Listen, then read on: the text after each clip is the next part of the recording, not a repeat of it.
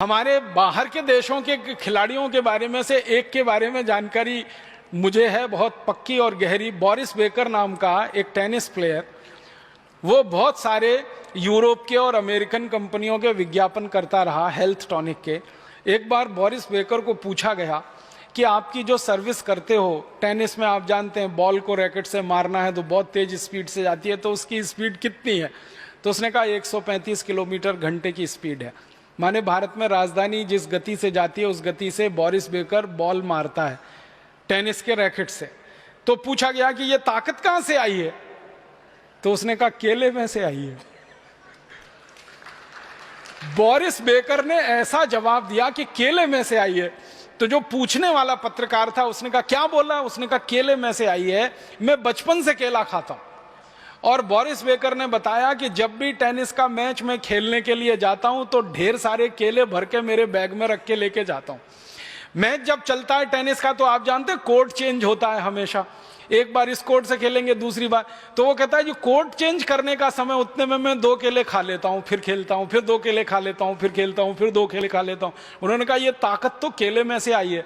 तो फिर उसको कहा गया कि फिर वो विज्ञापन जो करते हो आप हेल्थ टॉनिक्स का, उसने कहा वो तो पैसे के लिए करता हूं, खाने के लिए थोड़ी करता हूं। खाता तो केला तो बोरिस बेकर जैसा मजबूत टेनिस खिलाड़ी जिसकी स्पीड के बारे में सारी दुनिया के विशेषज्ञ कहते हैं कि उसके आगे की स्पीड अभी तक कोई दे नहीं पाया बॉल में, वो कहता है कि मैं केला खा के ताकत लाया हूं। तो आपके पास आने वाले मरीज को ये कहानियां सुनाइए, बोरिस बेकर की कहानी सुनाइए, ये सब क्रिकेट खिलाड़ियों के बारे में बताइए कि ये अपनी जिंदगी में साधारण चीजें खाकर असाधारण बने हैं। क्योंकि पोषकता उन्हीं चीजों में है जो सस्ती हैं, बहुत महंगी चीजों में पोषकता नहीं है। हमारे देश के साधारण जो नागरिक हैं उनके दिमाग में एक वायरस घुस गया है। इस वायरस को आप सभी चिकित्सक निकाल सकते हैं अच्छे तरीके से। वो वायरस है कि जितनी महंगी दवा उतनी अच्छी, जितना महंगा ताकत का टॉनिक उतना अच्छा, जितना ज्यादा फीस ले डॉक्टर उतना अच्छा। ये गलत एक वायरस घुस गया हमारे देश के नागरिकों के मन कि ज्यादा फीस ले रहा है तो अच्छा डॉक्टर है, खूब दवाएं लिख रहा है, एक छोटी बीमारी के लिए 15-16 दवाएं लिख रहा है तो बहुत अच्छा डॉक्टर है, फिर ऊपर से इंजेक्शन ठोक दे तो और अच्छा डॉक्टर है। ये वायरस आप निकाल दीजिए, ये वायरस निकालने में आप बहुत बड़ी मदद कर सकते हो।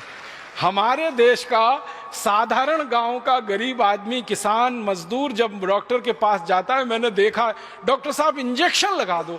अब डॉक्टर साहब मना कर रहे हैं कि इंजेक्शन की नहीं लगा दो, आप जरूरत नहीं है, फिर भी लगा दो, चाहे पानी का ही लगा दो आप, तो उसको मन में संतोष हो जाए। लेकिन वायरस ऐसा घुस गया।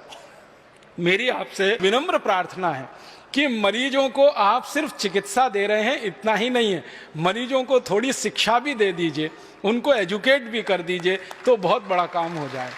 मुझे भारत में कई बार ऐसा लगता है कि भारत के मरीजों को चिकित्सा सेवाओं की जितनी जरूरत है उससे कई गुना ज्यादा हमारे देश के मरीजों को, साधारण नागरिकों को शिक्षा की जरूरत है, हेल्थ एजुकेशन की जरूरत है।